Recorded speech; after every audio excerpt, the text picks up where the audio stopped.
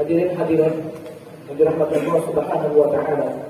Selanjutnya menyatakan bersama sambutan yang terhormat Bapak Kiai Ahmad Fauzi Sodri MC kepada beliau dipersilakan. Sallu ala Muhammad.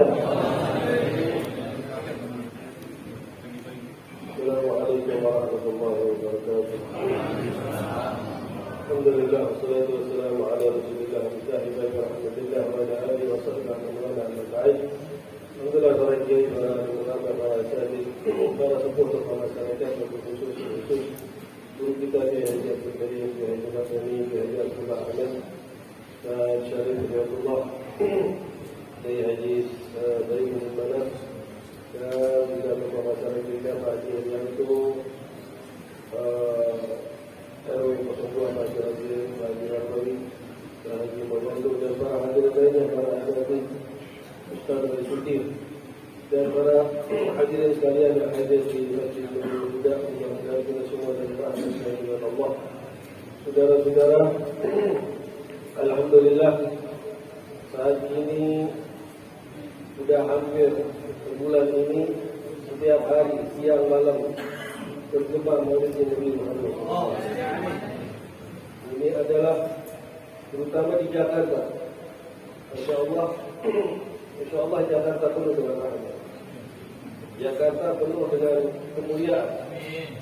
Jangan diam Jakarta ibu kota. Saya pernah bertemu dengan orang Maroko. Saya bertemu terutama pada orang-orang Hadarin, orang Yemen. Pernah bertemu dengan orang yang ada di daerah Sudan. Bahkan orang-orang Ashingiji dari Britania. Dia bilang pintu gerbangnya Indonesia adalah Jakarta, bukan ibu kotanya, tidak jalan ibu kota. Kenapa di Jakarta? Yaitu Jakarta fiil awliya wa sulaha. Karena di Jakarta penuh para wali dan orang-orang saleh. Tidak sembarangan, oleh karena itu orang jadikan Jakarta sebagai ibu kota. Ada ikhtiar awliya di situ, ada ikhtiar umarah di situ. Ya, bukan istikharahnya awliya dan istikharahnya umarah. Umarah dulu dia menentukan segala sesuatu, ikhtiar dan perintah ulama. Ya, bahkan Soekarno disuruh istikharah untuk ketika ingin menjadikan di Jakarta ini sebagai ibu kota oleh Habib Ali Al-Hazmi. Tidak. Nah, tidak dilakukan lagi. Maka orang nggak akan bisa tegak harus di Jakarta dulu, betul nggak? Mau jadi presiden harus di Jakarta dulu, nggak bisa. Mau jadi presiden tinggal di Papua harus di Jakarta dulu. Mau jadi orang terkenal harus di Jakarta dulu. Ya alhamdulillah, ya. Nah, di Jakarta sampai sekarang bergema. Saya lihat dari kemarin semalam, saya berdebat tadi pagi ya, subuh itu hadir 10.000 lebih daripada jamaah. Hadir maulid di Tebet. Ya, di Masjid Al-Afaq di depan Sayyid Ali. Ya, hadir Kapolda, Bapak saya ketemu dengan Ketua PWNU, Ketua Samsul Ma'arif di alam di jamaah. Ya, ketemu bahkan Polda juga nggak pakai pagar. Kita ketemu di situ. Ya, alhamdulillah 10.000 jamaah, mereka antusias semuanya apa? Karena keberkahan berakhir cintanya kepada Rasulullah SAW. Oleh karena itu, saudara-saudara, marilah kita ikuti jejak-jejak orang-orang terdahulu, ulama-ulama terdahulu. Mereka yang mahabbahnya begitu besar. Yurid an yataqaddam bayar berak tajibah minal mutaqaddimin. Apabila kita ingin maju, ingin menjadi orang-orang yang mulia, maka ikutilah, ya, dan pelajarilah kitab maupun ulama terdahulu. Kita ingin maju. Kita lihat orang-orang yang cinta kepada Rasulullah satu kisah, ya. Al-Imam Syekh Ahmad Kabir Ar-Rifai. Syekh Ahmad Kabir Ar-Rifai, orang ahli tarekat tahu. Orang ahli tasawuf tahu siapa Syekh Ahmad Kabir Ar-Rifai. Orang yang ahli tawari, al-zahid, alim, al-faqih, ya, al-bahr bil ilm, mutabahar bil ilm, ya, orangnya masya Allah. Beliau ini sangat cinta kepada Rasulullah SAW. Di antara satu orang yang bertemu Rasulullah fil yaqظah, bertemu kepada Rasulullah dalam keadaan sadar. Dan setiap malam, bukan hanya di makam Rasulullah, setiap malam dia selalu mengucapkan Assalamualaikum ya Rasulullah, Assalamualaikum ya Sidi ya Rasulullah, Assalamualaikum ya Ahmad, Assalamualaikum ya Muhammad, Assalamualaikum ya Abul Qasim, Abul Zahra. Disebutkan ya Allah ya Muzammil. Setiap malam dia mengucapkan salam kepada Rasulullah. Apalagi ketika dia ziarah di makam Rasulullah, ya, ketika dia mengucapkan salam, kalau dulu aja dia mengucap salam setiap malam didatangi oleh Rasulullah. Ketika di muwajah indah di makamnya Rasulullah SAW, Syekh Ahmad Kabir Rifai mengucapkan salam, Assalamu alayka ya Sidi ya Rasulullah, Assalamu alayka ya Habibi ya Rasulullah. Apa? Ada jawaban langsung dari kuburnya Rasulullah, wa alaikassalam ya Ahmad Kabir Rifai. Kisah ini mutawatir. Kisah ini mutawatir. Apa maksudnya mutawatir? Tidak ada kebohongannya. Karena masyhad jadid. Karena yang nyaksiin banyak. Yang nyaksikan banyak di situ. Orang ziarah makam Rasul dan nyaksikan banyak. Dan yang nyaksikan itu dengar jawaban Rasulullah dari dalam kuburnya. Apa kata Rasulullah? Wa alaikassalam ya Ahmad Kabir Rifai. Ya. Wa madda yadahu Rasulullah. Setelah itu keluar Rasulullah dari tangannya Rasulullah dari kuburnya keluar. Faqabbalah Ahmad Kabir Rifai. Ahmad Kabir Rifai mencium tangannya Rasulullah. Ada bid'ah atau bukan? Ada khurafat atau bukan? Dan ini masya. Dan ini cerita yang waqi', yang jelas, mutawatir, tidak mungkin kebohongan. Syekh Ahmad Kabir Rifai diperlakukan seperti itu oleh Rasulullah. Kalau seandainya kita diperlakukan seperti itu Rasulullah, apa yang menjadi perasaan hati kita? Bagaimana hati kita? Apa yang terjadi dalam hati kita? Kita merasa apa ketika kita dijawab salam kita oleh Rasulullah? Dan Rasulullah keluar dari kuburnya. Dan yang saksikan banyak. Apa yang terbersih dalam hati kita? Yang khawatir, Syekh Ahmad Kabir Rifai saking takutnya, saking khawatirnya, terbersih sifat sombong, sifat ujub. Apa Syekh Ahmad Kabir Rifai lakukan? Dia taruh kepalanya di samping makamnya Rasulullah. Dia minta orang yang lewat situ dan untuk ziarah, yang ziarah di makamnya Rasulullah untuk menginjak kepalanya. Untuk menginjak, tujuannya apa? Agar dia tidak menjadi orang yang sombong, orang yang ujub karena dimuliakan begitu besar oleh Rasulullah.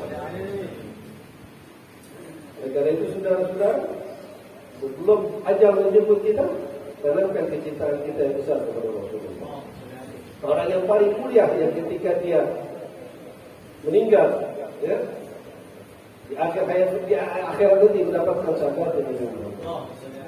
Ya, orang yang paling mulia ketika dia meninggal nanti masuk dalam gerbongnya Rasulullah. Orang yang paling mulia ketika nanti di mahsyar dapat naungan daripada naungannya Rasulullah.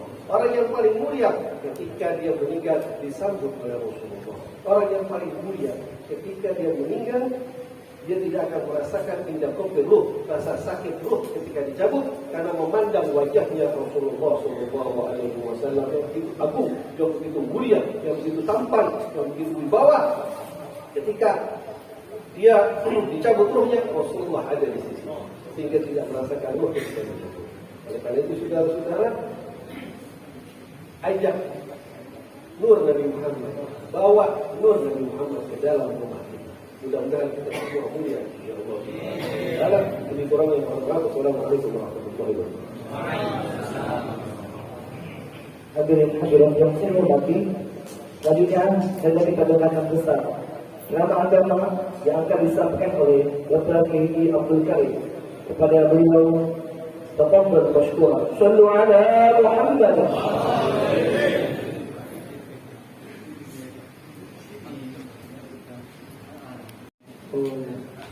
Assalamualaikum warahmatullahi wabarakatuh.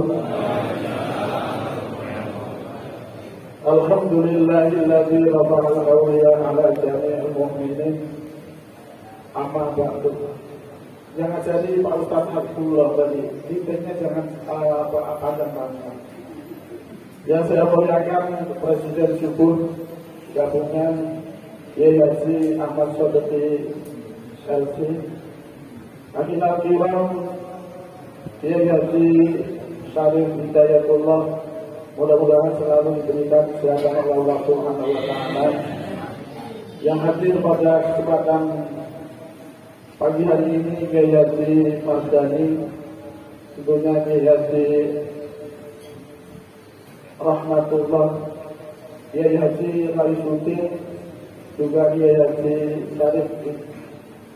Sarifuddin Maaf, juga Pak Kiai Haji Kamal Habib Kamaluddin Hormatan, juga para kiai yang hadir, tentunya pengurus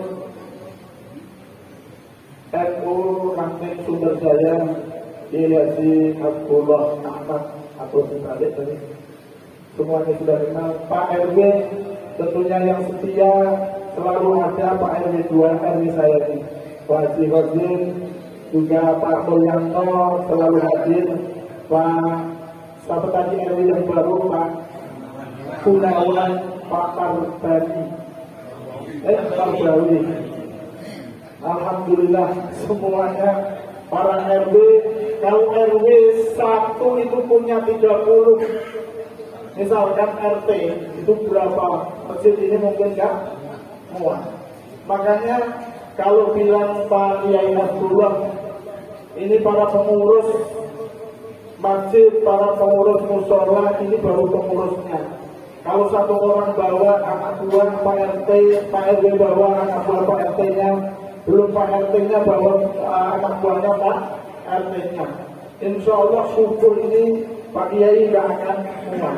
Insya Allah. Nah, mudah-mudahan kumpul kita pada pagi hari ini diberikan rahmat dan sayang Allah Subhanahu wa Ta'ala.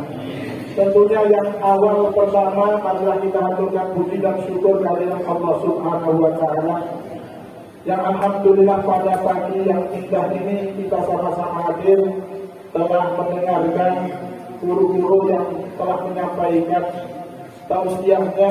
Mudah-mudahan saya ini yang terakhir, katanya ini. Tapi saya nggak mau nasihati kiai sama pengurus semuanya sudah pintar semuanya.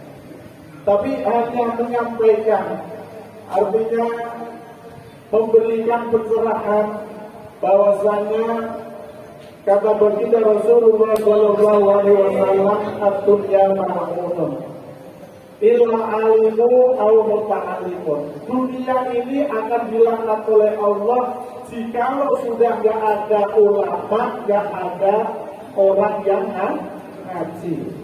Alhamdulillah syukur ini setiap hari Sabtu, setiap hari Ahad penuh masjid, insya Allah. Berarti masih jauh dari rahmat Allah. Selama masih ada ulama, apa yang disampaikan guru kita tadi, bahwasanya Jakarta ini barometer orang menjadi intelektual, orang menjadi terkenal. Benar atau benar? Karena segala sesuatunya presiden pun bisa jadi hebat, bisa jadi terkenal kalau sudah masuk di Jakarta. Makanya insya Allah kita semuanya akan jauh dari laknat Allah selama masjid kita ini masih ada orang yang belajar dan orang yang mengajar. Makanya kita semuanya jangan remehkan, artinya ustadz musola ataupun ustadz masjid yang hanya mengajarkan Islam. Karena orang menjadi terkenal, orang menjadi hebat, itu awal mulanya dari bacaan Islam. Makanya kita semuanya hormati guru-guru kita muliakan, orang-orang alim kita muliakan. Insya Allah kita akan selamat dunia, selamat akhirat. Jangankan ulama, jangankan para kiai, sedangkan yang namanya anjing, tahu anjing Pak? Anjing, temennya Ashabul Kahfi itu namanya Kitmir. Itu saja bisa masuk surga. Apalagi para kiai, para ulama, orang Pak RW yang mengirimkan suri tauladan yang baik. Tadi artinya menyatu antara ulama dan umat. Jadi yang beda-bedakan yang tingkat wali kota atau presiden sekalipun. Tapi selama orang itu masih ada di majelis, masih ada yang mau mendengarkan nasihat, insya Allah akan bahagia, akan selamat dunia dan akhirat. Jadi kata Pak Abdullah, nanti ada RW-nya di surga, ada RT-nya di surga. Itu semuanya kalau sudah dipanggil, semuanya ini insya Allah selama orang itu membaca kalimat la ilaha illallah. Makanya di dalam Al-Quran itu Allah jelaskan surat Muhammad ayatnya nggak saya jelas apa, makanya nggak juga dicari. Bismillahirrahmanirrahim. Fa'lam annahu la ilaha illallah. فاستغفر لذنبك وللمؤمنين والمؤمنات والله يعلم متقلبكم ومثواكم. Jadi kalau orang Islam itu nggak usah ngeluh, nggak usah kita khawatir. Yang namanya surga itu sudah sudah disiapkan oleh Allah Subhanahu wa Ta'ala. Selama orang itu membaca kalimat la ilaha illallah, sekalipun orang itu kafir 70 tahun, tetapi kalau akhir hayatnya ataupun lisannya pernah membaca kalimat la ilaha illallah, fa'lam, ketahuilah annahu la ilaha illallah, tiada Tuhan selain Allah. Fastaghfir lidzambika, dengan membaca kalimat la ilaha illallah dosa kita akan diampuni oleh Allah Subhanahu wa Ta'ala. Fastaghfir lidzambika walil mu'minina wal mu'minat, kita akan diampuni orang-orang mukmin laki-laki maupun mukminat perempuan. Wallahu ya'lamu mutaqallabakum wa maswaakum. Allah Maha mengetahui di mana saja kalian berdoa, di rumahmu, di masjidmu, ataupun di surau, ataupun di mushola, ataupun di makam orang tuamu. Semuanya akan diampuni dosa-dosanya oleh Allah Subhanahu wa Ta'ala. Makanya kalau kita ini mengikuti ajaran ulama para salafus saleh, sanadnya kita sudah mengikuti para ulama, sanadnya sudah mengikuti para kiai. Sampai Imam Ghazali itu menjelaskan alaikum bisunnati khulafa'ir rasyidin wal ulama'il amilin alaikum bidinil badiyah. Dalam kitab yang mungkin dijelaskan, alaikum bisunnati khulafa'ir rasyidin, tetaplah kalian mengikuti ajaran khulafa'ur rasyidin, Abu Bakar, Umar, Utsman, dan Sayyidina Ali. Lalu ulama-ulama yang mengamalkan ilmunya, sampai alaikum bidinil badiyah, ikuti agamanya orang kampung. Kenapa? Orang kampung itu dulu, Bang, dulu itu kalau orang punya pakaian satu putih, masukkan di peti. Tahu peti? Kalau sekarang nggak ada peti, peti itu binatang. Seperti yang buat ngaruh baju. Karena ingat orang tua saya dulu, kalau belum punya lemari tapi punya peti, makanya pakaian satu itu putih, keluarnya hanya seitul ayam hari Jumat. Nah kalau sekarang itu antara sholat dengan kondangan beda. Kalau kondangan pakai yang paling bagus, benar benar. Tapi kalau sholat pakai terus tulisannya bengkak, tulisannya kapal api. Makanya itu menempatkan sesuatu dengan tempatnya. Itu sampai Imam Ghazali memikirkan sejauh itu. Kenapa? Kenapa? Kalau sudah ulama itu sudah nggak ada ini, ulama ini sudah nggak ada, suruh ikuti agamanya orang kampung, walaupun taklid, tapi taklidnya benar, biru tapi benar. Makanya segitunya memikirkan tentang umat baginda Rasulullah Shallallahu Alaihi Wasallam. Makanya yang namanya semuanya orang itu harus mengetahui bahwa syai'un fi ghairi ma'alatin dolalah wa kullu dolalatin fitnah. Menempatkan sesuatu bukan tempatnya itu sesat. Makanya namanya sesat itu neraka. Ya kalau mau beribadah yang paling baik, yang paling bagus, karena kita ini akan menghadap kepada Allah. Makanya Pak, dulu yang namanya Jakarta ini kota Batavia, karena udah dipesan nih Pak, jangan lebih dari 5 menit saya mengikuti Pak Ketua, kalau enggak nanti buang. Lalu pemudahan dia, tapi saya lebih tua, tapi harus kami nawakna dengan pimpinan. Siapapun pimpinannya, Pak RW, Pak RT harus menurut Pak RT, Pak RT nurut harus Pak Lurah, Pak Lurah nurut Pak. Ya udah kayak begitu. Kalau umatnya mengikuti dia. Dan makanya yang namanya kota Batavia dulu itu nggak seperti sekarang. Jadi kalau menempatkan sesuatu bukan tempatnya tadi. Ketika dulu Jakarta ini adalah kota Batavia. Makanya ketika ada pemuda 3 orang yang sholat. Karena sholat itu yang satu makmum dan yang dua jadi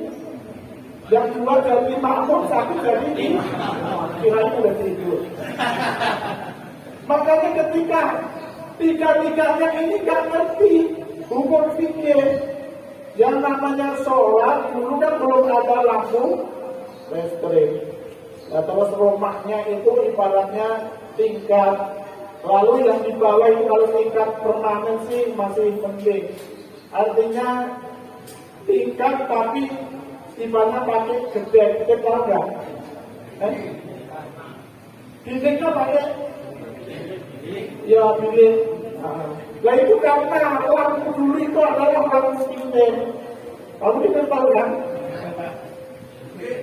Yang bilik pinter kalau pada secara timur orang pinter. Kamu bilik ya.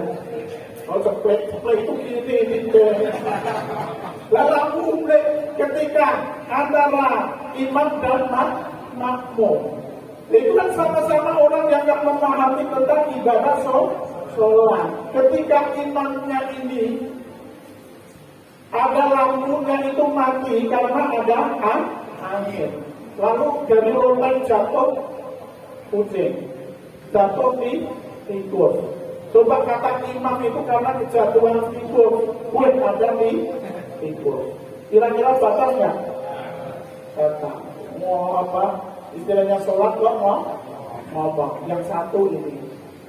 Batal nggak? Yang batal siapa? 2 orang kan? Antara imam dan makmum. Lalu yang ketiga ini, yang sampainya sholat kok. Jadi semuanya batal ya? Batal. Maksud saya begitu, artinya segala sesuatunya itu menempatkan pada tempatnya. Dan yang katanya tadi sholat kok Allah batal. Terus yang satunya ikut sholat kok Allah. Lalu yang ketiga, untung saya enggak. Saya enggak ngomong, ya sama-sama batal. Ini namanya menempatkan sesuatu bukan tempatnya. Makanya para kiai, para ustaz, artinya di masjid-masjid kita ini diberikan kefahaman, diberikan pendekatan tentang hukum fikih maupun hadis dan hukum tauhid. Karena apa? Kita mengenal diri kita dengan Allah tanpa kita hafal tauhid, kita tidak akan sampai. Makanya yang namanya orang-orang yang sudah sepuh itu harus melaten, harus dikasih sedikit demi sedikit. Lah kalau ada kata anak-anak yang muda ini Pak, suruh ngapalin. Artinya hari ini suruh ngapalin surat Waqiah. Ya 3 hari, 4 hari sudah apa. Tapi kalau udah sepuh kayak begini, ngapalin hari ini apa, besok masih apa enggak? Udah lupa. Karena apa itu kali ibadat laksana mengukir di atas air. Makanya tadi apa yang disampaikan oleh Pak Ketua, untuk media massa. Media massa itu butuh yang harus benar-benar menarik, Pak. Karena kalau kita ngaji kita, artinya kita baca satu persatu, boro-boro mau dengerin. Bunyinya aja pusing Pak dengerin. Apalagi suruh subscribe kami, bahasanya subscribe. Karena apa? Di Al-Barokah ini udah jalan, tapi saya lihat yang stagnan, nggak ada yang ini, karena nggak minat gitu. Benar apa benar? Tapi yang kira-kira itu ibaratnya heboh, lalu kira-kira menarik, artinya insya Allah ini. Tapi lepas itu juga kita yang penting usaha. Karena yang namanya usaha itu nggak harus sukses. Karena sukses itu ukurannya bukan yang subscribe itu banyak. Artinya segala sesuatunya tadi sudah ditentukan oleh Allah Subhanahu wa Ta'ala. Pas ini ibaratnya jam 6 5 menit. Jadi apa yang saya sampaikan, karena saya nanti kualat kalau nggak ngurus. Apa yang saya sampaikan pada kesempatan pagi hari ini mudah-mudahan bermanfaat sehingga benar-benar kita sudah diajar oleh subuh keliling Pak Kiai Ahmad Sodri, lalu semuanya para kiai sudah menuntunnya Sabtu maupun Minggu, terus Pak Kiai Roisudin juga Jumat walaupun Jumatnya hanya sebulan sekali. Itu sudah sama-sama mengajak. Urusan mau nggak mau urusan Allah. Yang penting Pak RW-nya sudah ngajak, Pak RW-nya sudah ngajak, para asetnya sudah ngajak, para kiainya sudah ngajak. Dan mudah-mudahan apa yang saya sampaikan pada kesempatan pagi hari ini menjadikan pencerahan kita semuanya agar kedepannya kita dijadikan orang-orang yang diberikan rahmat kasih sayang oleh Allah Subhanahu wa Ta'ala, yang pada akhirnya mudah-mudahan kita semuanya dijadikan oleh Allah menjadikan husnul khotimah. Amin ya rabbal alamin. Itulah yang kita sampaikan, kurang lebihnya mohon maaf. Assalamualaikum warahmatullahi wabarakatuh.